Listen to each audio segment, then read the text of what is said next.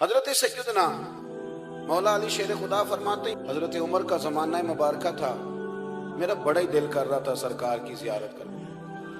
حضور کے وصال کو کافی سال بیت گئے، دل بڑا پریشان تھا، میں درود شریف پڑھتا پڑھتا سو گیا۔ میں نے خواب دیکھی کہ اللہ کے محبوب فجر کی جماعت کرا رہے، چر ہویا میں نو ترلے لیندے کدی موڑ میرے ول واگاں، جے خواب میری وچ ایک بار جے آویں میں ساری عمر نہ جاگاں۔ کہتے ہیں حضور نماز پڑھا رہے تھے فجر کی، دو صورتیں سرکار نے پڑھی پر بڑا ہی مزہ آیا، بڑا ہی مزہ۔ کہتے ہیں نماز مکمل کر کے نا تو سرکار نے صحابہ کی طرف رخ نور کیا تو ایک صحابی کھجوروں کا ٹوکرا لے کے آئے، یا رسول اللہ تازی کھجوریں پکیاں قبول کریں۔ حضور نے ایک کھجور اٹھائی، صاف کی، کھائی، باقی ایک ایک صحابہ کو بانٹی۔ حضرت علی کہتے ہیں 15-16 صحابہ کے بعد میرا بھی نمبر لگا، کھجور کھائی، کھجور کا نہیں دست مصطفیٰ کا بڑا مزہ تھا۔ کہتے ہیں بڑا ہی مزہ آیا، ابھی میں کھجور کھا ہی رہا تھا کہ مسجد نبوی میں اذان ہو گئی۔ مولا علی فرماتے ہیں آنکھ کھل گئی، اٹھ میں گیا پر کھجور کا ذائقہ میرے منہ میں ابھی بھی موجود تھا۔ اب اس پر پورا باب باندھا ہے شاہ عبدالحق الہ آبادی نے۔ وہ کہتے ہیں کہ حضور جس کو خواب میں کوئی چیز دیتے ہیں وہ حقیقت میں بھی اسے دیتے ہیں، وہ خواب میں نہیں ہوتی، وہ حقیقت میں ہوتی ہے۔ پورا باب ہے، بہرحال عنوان پہ رہنا چاہتا ہوں۔ حضرت علی فرماتے ہیں میں اٹھا، وضو کیا، سنت پڑھی، مسجد چلا گیا، جا کے صف میں بیٹھ گیا۔ عمر فاروق آئے جماعت کرانے، کہتے ہیں عمر نے نماز شروع کی تو مجھے جھٹکا تب لگا جب عمر نے بھی وہی سورت شروع کر دی جو خواب میں سرکار نے پہلی رکعت میں پڑھی۔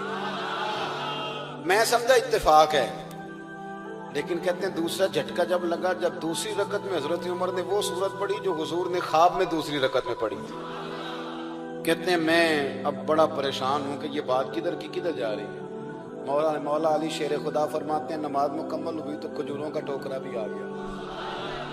فرماتے ہیں اب تو میری حیرت کی حد نہ رہی، حضرت عمر نے کھجور اٹھائی، صاف کی، کھائی، دوسرے صحابی کو، تیسرے کو، چوتھے کو، 15-16 صحابہ کو ملی، مجھے بھی دی۔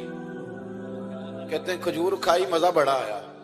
حضور سے تو دوسری مانگنے کو دل کرتا تھا پر مانگی نہیں تھی، ادب تھا۔ عمر سے تو جرانا تھا نا اپنا۔ ان کا رشک دیکھیں، آپس میں رشک دیکھیں، حسد نہیں، رشک۔ فرماتے ہیں جرانا تھا نا تو میں نے عمر سے کہا یار ذرا ایک کھجور اور دینا نا ذرا ایک کھجور۔ تو کہتے ہیں جناب عمر فاروق نے کھجور اٹھائی، صاف بھی کی، میں سمجھا ملنے لگی ہے، اٹھائی بھی، صاف بھی کی، اور دوسرے صحابی کی طرف ہاتھ بڑھایا، میری طرف دیکھ کے ہلکا سا مسکرائے، فرمانے لگے علی ایسے نہ کر، اگر رات کو نبی پاک سے دوسری لیتا تو میں بھی سویرے تجھے دوسری دے دے۔ حضور سے دوسری لی نہیں، نبی پاک سے دوسری مانگی نہیں تو میں کیسے دے دوں؟ خواب میری وچ آیا سی ماہی تو میں وہ دے گل وچ پا لیاں باواں، ڈر دی ماری اکھ بھی نہ کھولا، ڈر دی ماری، میں ڈر دی ماری اکھ کیونکہ آئی یہ رات وصال دیوالی، ربا اے رات مکن نہ دیوی، اے رات مکن نہ دیوی، ڈر دی ماری میں اکھ بھی نہ کھولاں کتے پھر بچھڑ نہ جاواں۔ میرے رسول پاک کے غلام رشک کرتے تھے، رشک۔ حضرت علی کہتے ہیں میں رویا تو عمر بھی رو پڑے، کہنے لگی علی جو رات تجھے نواز کے گئے وہ میرے اوپر بھی کرم فرما کے گئے۔ رشک کریں خدا را، چھوڑ دیں حسد کرنا، چھوڑ دیں ایک دوسرے سے جلنا۔ اب تو آپ یقین کریں دیندار لوگوں کا، اہل حق لوگوں کا جواب در جواب، جواب ال جواب، اس طرح ہم نے الجھایا ہے چیزوں کو کہ نیا آنے والا آدمی کہتا ہے کہ دین کی اصل بات اصل میں بتا کون رہا، تو میلہ لگ گیا، کوئی کہانی سنا رہا ہے، کوئی بات کر رہا ہے، کوئی اس کو غلط کہہ رہا ہے۔ کوئی بندہ ایسا ہے ہی نہیں جو بالکل ٹھیک ہو۔ ہمارے حسد نے اتنی تباہی کر دی، کسی کے حق میں خیر والی بات ہو، جب آپ حسد کریں گے تو بے سکون رہیں۔ دوسری بات یہ، بے سکون بندہ پتہ کون رہتا ہے؟ میں نے یہ بھی آیت پڑھی ہے الا بذکر اللہ تطمئن القلوب۔ اللہ فرماتے ہیں یاد رکھو، خبردار ہو جاؤ، اللہ کا ذکر کرو گے تو دلوں میں چین ہو۔ پتہ ہے بے سکون کون رہتا ہے؟ جو نتیجہ اپنی مرضی کا مانتا ہے۔ عقیدہ توحید اسلامی عقائد کی جان ہے۔ جب آپ نے کہا لا الہ الا اللہ محمد الرسول اللہ صلی اللہ علیہ وسلم، اس کا معنی یہ ہے کہ اب میں اپنے آپ کو نا اپنے اللہ کے حوالے کرتا ہوں۔ اب رب غریبی میں رکھے پھر بھی میں راضی ہوں، بیماری میں رکھے پھر بھی راضی ہوں، صحت میں رکھے پھر بھی، اولاد دے تو پھر بھی راضی ہوں، نہ دے تو سمجھے میری بات۔ یہ توحید ہے۔ ہم نہ ٹھیک ہونا چاہتے ہیں، دوست اکثر آ کے کہتے ہیں کوئی وظیفہ بتائیں، طبیعت ٹھیک نہیں رہتی تو انہیں کہتے ہیں سورہ فاتحہ پڑھو، کہتے ہیں بڑی دیر سے پڑھ رہا ہوں پر شفا نہیں ہو رہی، تو میں کہتا ہوں پھر آپ اللہ کی رضا پہ راضی ہو جائیں، پھر اللہ کی رضا پہ راضی رہنا بھی تو سیکھو نا، راضی رہنا بھی تو سیکھو۔ بہت ساری بے سکونی اس بات کی ہے کہ ہم نہ ہم چاہتے ہیں میری مرضی کا سکون ہو، میری مرضی کا گھر ہو، میری مرضی کے بچے ہوں۔ بھئی ایسا نہ کریں، آپ کے فیصلوں کو قبول کریں۔ عمر شہید ہوئے، مسجد نبوی میں نماز پڑھاتے، اور جب جنازہ اٹھا تو مدینے کا پھر پیچھے جو دلیر بچے وہ مولا علی تھے۔ مولا علی، جناب عمر کا جنازہ اٹھا تو سب سے پہلی ہائے جو نکلی وہ حضرت علی کی زبان سے نکلی، اور حضرت علی کی ساری داڑھی آنسوؤں سے بھر گئی۔ لوگوں نے کہا کہ علی کیا ہوا؟ فرمانے لگے تم دیکھ نہیں رہے جنازہ کس کا اٹھا ہے، پلٹ کے دیکھو تو صحیح، تمہیں پتہ نہیں یہ کون گیا ہے؟ کہ حضور کیا ہوا؟ اب فرمانے لگے عمر اس طرح کے کام کر کے گیا ہے، اب ان کے رستوں پہ کون چلے گا؟ کون اس کے جگر راہ وفا میں نقش ایسے چھوڑ آیا ہوں، میں جس منزل سے گزرا ہوں وہ اب تک یاد کرتی ہے۔ حضرت علی حضرت عمر کے جنازے پہ کھڑے ہو کے کہتے ہیں اللہ مجھے اس طرح کے عمل کرنے کی توفیق دے جس طرح کے عمر کر کے گیا۔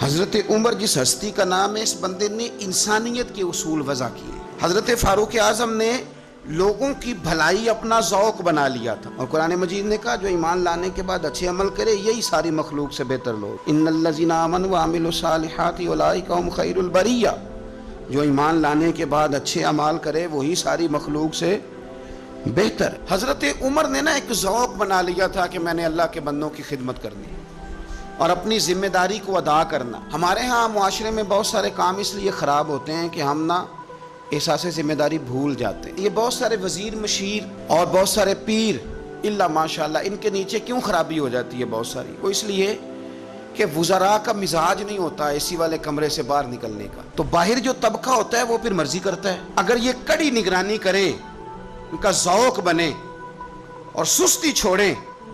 ہمارے ہاں کئی دفعہ ایسے ہوتا ہے، ہم بہت ساری ذمہ داریاں کبھی بچوں کی ماں پہ ڈال دیتے ہیں، کبھی جو ہے وہ چھوٹے بھائی پہ ڈال دیتے ہیں، کبھی کسی پہ ڈال دیتے ہیں، اس سے بڑے بڑے نقصانات ہوتے ہیں، بڑے بڑے۔ کسی دوست پہ کوئی ذمہ داری ڈال دی، وہ تیرا یار ہے، تیرا مخلص ہے، وہ سارا ٹھیک ہے، اور اس بیچارے کی ایک کمزوری یہ ہے کہ اس کے ساتھ ایک شیطان بھی رہتا ہے۔ ضروری نہیں کہ وہ جان بوجھ کے کوئی غلطی کرے، اس کی نگرانی کر، اس کا احتساب کر، اس پر توجہ دے کہ وہ کیا کر رہا ہے۔ حضرت فاروق اعظم رضی اللہ تعالیٰ عنہ نے چھوٹی چھوٹی باتوں پہ توجہ کی، اور آپ نے ایک اصول بنایا، آپ کو یہ مل جائے گا، ابن جوزی علیہ رحمہ نے اس کو لکھا۔ حضرت عمر فرمایا کرتے تھے کہ حکومت چونکہ میری ہے تو ذمہ داری بھی، یہ نہیں فرماتے تھے کہ اداروں سے پوچھوں گا، متعلقہ آدمی سے پوچھوں گا، یہ نہیں فرماتے، میں اس محکمے کے سربراہ کو، اس منسٹری کے وزیر کو، یہ بات نہیں ہوتی تھی۔ حکومت میری ہے تو ذمہ داری بھی میری ہے۔ حضرت عمر فاروق رضی اللہ تعالیٰ عنہ نے قانون بنایا، اور اس کو آپ سن لیتے ہیں، کبھی اس کو سمجھنا، انسان کو جو روٹی ملے گی، چھت ملے گی، دوائی ملے گی، کپڑا ملے گا، یہ ساری باتیں ٹھیک، لیکن حضرت عمر فرمانے لگے کہ اگر کوئی کتا بغیر پانی پیے مر گیا فرات کے کنارے صحرا میں، یعنی اس تک پانی نہیں پہنچا، انسان کی بات نہیں، یہاں تو عورتوں کو اسپتال میں جگہ نہیں ملتی تو وہ رکشے میں بچے پیدا کر لیتی، یہاں تو بہت سارے لوگ ایسے ہیں جنہیں دوائی میسر نہیں آتی اور وہ مر جاتے۔ کتا اگر میری حکومت میں پیاسا مر گیا تو عمر فرماتے ہیں اللہ مجھ سے پوچھے گا کہ ڈیوٹی تو تیری تھی نا۔ آپ کے صاحبزادے کہتے ہیں کہ ایک اونٹ زخمی ہو گیا، کسی نے اسے زخمی کر دیا۔ تاریخ الخلفاء میں امام جلال الدین سیوطی علیہ رحمہ نے لکھا ہے اونٹ زخمی ہو گیا، اونٹ کی نا گردن پر نشان لگ گیا زخم کا۔ اس زمانے میں طریقہ تھا کہ کپڑا جلا کے نا जख्म पे लगाया जाता था। हजरत उमर फारूक रदी अल्लाह ताला अन्हु ना, अब 60 साल उम्र है, बूढ़े आदमी है, जिस्मानी तौर पर भी कमजोरी आ जाती है उम्र के हिसाब से। ऊंट की नकेल के साथ पहले उसे बांधा, फिर वो कपड़ा जलाया, फिर अपने हाथों से ऊंट का वो जो जख्म था ना उस पर वो कपड़ा डालने लगे, उसको ठीक करने लगे। तो साहिबजादे आगे बढ़े, वो कहने लगे अब्बा जी ये ऊंट है और आप उसके जख्म को छेड़ रहे हैं, वो आपको तकलीफ भी पहुंचा सकता है, तो ये आप 2-3 गुलामों के जिम्मे लगा दें, वो इसके जख्म पर दवाई मरहम पट्टी कर देंगे, ये आपको काट ही ना ले। तो कहते हैं हजरत उमर फारूक ने मेरी बात को झटका फरमाने लगे, पीछे हट जा, हुकूमत मेरी है कि गुलामों की है, जिम्मेदारी मेरी है कि गुलामों की है। फरमाया पुत्र मैं तो डर रहा हूं कि कहीं ये ऊंट ही क़यामत में मेरी शिकायत ना कर दे, ये मेरी शिकायत ना कर दे कि अल्लाह मैं बीमार हो गया, जख्म लग गया, हुकूमत उमर की थी और किसी ने मुझे पूछा ही नहीं। मेरे दोस्तों एहसास जिम्मेदारी अब यकीन करें निकल गई। आज हमारा मिजाज भला क्या है, हमारी तबीयत है, हम लोगों को बड़ा डिस्कस करते हैं, फलां आदमी आजकल ये कर रहा है, फलां आदमी आजकल वो कर रहा है, फलां आदमी का आजकल ये, बंदों को बड़ा डिस्कस करते हैं। कुर्बान जाएं, हज़रत उमर फारूक का रूहानी फरमान इमाम कुर्तबी ने लिखा है। हज़रत उमर फारूक की क्या निगाह है, क्या समझाने का अंदाज है। और मैंने कहा कि ये वो शख्स है कि जो अकेले में बैठ के, तन्हाई में बैठ के रब को याद करने का सलीका भी जानता है और मैदान में निकल के तलवार लेके घोड़े पे बैठ के दीन को नाफिज करने का तरीका भी जानता है। जिनको अल्लाह ने सारी सलाहियतों से नवाजा है। एक जुमला कहा सैयदना उमर ने, आप यकीन करें धारे बदल जाते हैं सोच के, किबला निगाह ही इंसान का बदल जाता है, उसकी सोच ही तब्दील हो जाती है। क्या कहने लगे हजरत उमर, फरमाने लगे और कुछ खलवत नशीनी की भी आदत डालो, कुछ तन्हा भी रहना सीखो। क्या जुमला है, क्या इरशाद है। फरमाने लगे लोगों का जिक्र ज़्यादा ना किया करो, लोगों का जिक्र करना तो बीमारी है। फरमाने लगे रब का जिक्र ज़्यादा करो, अल्लाह के जिक्र में शिफा है। लोगों का जिक्र ही करते रहते हो, इसी काम ही लगे रहते हो, ये तो बीमारी है, ये तो तुम्हारे दिल में बीमारी पैदा कर देगी। हर वक्त सोचोगे और ये बीमारी आ जाती है, लोगों की तरफ तवज्जो रहे तो यहाँ हसद पैदा हो जाता है, या बुग़्ज़ पैदा हो जाता है, या अदावत पैदा हो जाती है। और कभी कभी यूँ भी होता है कि कुछ लोगों को देख के इंसान एहसास कमतरी का शिकार हो जाता है, कमज़ोर पड़ जाता है। तो बंदों की तरफ देखने की हाजत क्या है, जब फुर्सत मिले बंदा वुज़ू करे, सर सजदे में रख दे, कुरान पाक की तिलावत शुरू कर दे, और जब दिल ज़्यादा बेचैन हो तो फिर वो वुज़ू करे, हल्की सी खुशबू लगाए, मदीने की जानिब मुँह करे और महबूब करीम पर दुरूद व सलाम पढ़ना शुरू कर दे। रातें भी मदीने की, बातें भी मदीने की, जीने में ये जीना है, क्या बात है जीने की। हज़रत उमर कहने लगे लोगों का जिक्र कम करो, ये तो बीमारी है निरी, अल्लाह का जिक्र करो, इसमें शिफा है। अजीज़ दोस्तों दुनिया में ना बहुत सारे लोग ऐसे होते हैं जो दुआ मांगते हैं कि या अल्लाह हमें किसी का मोहताज ना करना। मोहताजी बहुत बड़ी कमज़ोरी है। अगर आप किसी भी लिहाज से किसी शख्स के दस्ते नगर हैं तो आप बहुत बड़े कमज़ोर हैं। आप वहाँ महसूस करते हैं कि यार ये क्या मेरे साथ हो गया, अगर ये चीज़ भी मेरे पास ज़ाती होती तो मैं कितना अपने आप को ताकतवर समझता।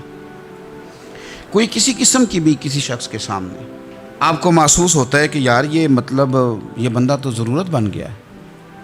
और मैंने दुनिया में ऐसे लोग भी देखे हैं जिनको अगर पता चल जाए ना फ़लाना बंदा मेरा मोहताज है किसी भी हवाले से, तो फिर तो भाई वो पूरा ज़ोर ही लगा देते हैं। फिर तो अल्लाह ताला माफ़ करे अगर बंदे को बंदों से ज़रूरत पड़ जाए तो फिर तो वो बुरा हाल कर देते हैं, अगर उन्हें अंदाज़ा हो जाए कि ये मेरे बगैर चल नहीं सकता। आप ज़िंदगी में कभी भी अल्लाह से दुआ मांगे, रब कभी किसी को किसी बंदे का मोहताज ना करे, अपनी बारगाह करम से वो बंदों को दे। कुछ चीज़ें तो वैसे ज़रूरत है ना, हर बंदे को हर हुनर अल्लाह ने नहीं सिखाया, वो मोहताजी नहीं, हर बंदा हर हुनर नहीं जानता, वो चैप्टर एक अलग है। लेकिन अगर अपनी ज़रूरियात के ताल्लुक़ से बंदा किसी का मोहताज हो, वो चीज़ है उसकी ज़रूरत लेकिन वो हासिल खुद से नहीं कर सकता, वो मोहताज हो गया है। अब ये बहुत बड़ी आजमाइश है। हमारे यहाँ लोग मोहताजी किस चीज़ को भला समझते हैं? हमारे यहाँ लोग समझते हैं कि पैसे नहीं तो मैं मोहताज हूँ, खुदा न खास्ता कोई माजूर हो गया हूँ, वजूद का कोई हिस्सा काम नहीं करता तो मैं मोहताज हूँ। हम समझते हैं कि शायद मैं किराए के मकान में रह रहा हूँ तो मोहताज हूँ। हम समझते हैं शायद मैं किसी का मुलाजिम हूँ इसलिए मोहताज हूँ। हम समझते हैं शायद मेरा कोई बड़ा ओहदा नहीं है तो मुझे किसी से सिफारिश करानी पड़ती है तो मैं मोहताज हूँ। कुर्बान जाएं जनाब फारूक आज़म के, ان کی سوچ پہ مسئلہ ہی حل کر دیا۔ آپ فرمانے لگے دو ہی چیزیں ہیں، دو ہی چیزیں جو بندے کو محتاج کرتی ہیں، باقی کوئی شے بھی محتاجی نہیں۔ حضور کون کون سی؟ فرمایا ایک ہرس بندے کو محتاج کر دیتی ہے، دوسرا لالچ بندوں کو دوسروں کا محتاج کر دیتا ہے۔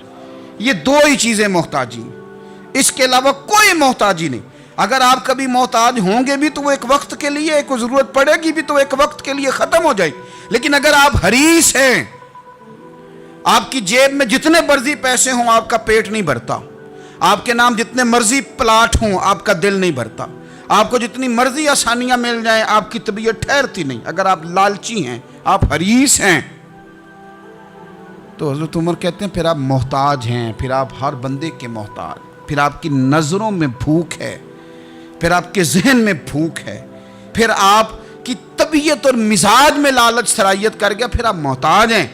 اور اگر محتاجی سے بچنا چاہتے ہیں تو پھر اپنے رب پہ بھروسہ کرنا شروع کر دیں، پھر اللہ نے جو دیا اس پر راضی ہونا شروع کر دیں، پھر قناعت کی دولت کی طرف سفر کریں۔ فرماتے ہیں دو ہی چیزیں محتاجی ہیں، ایک لالچ محتاجی ہے، ایک ہرس محتاجی ہے۔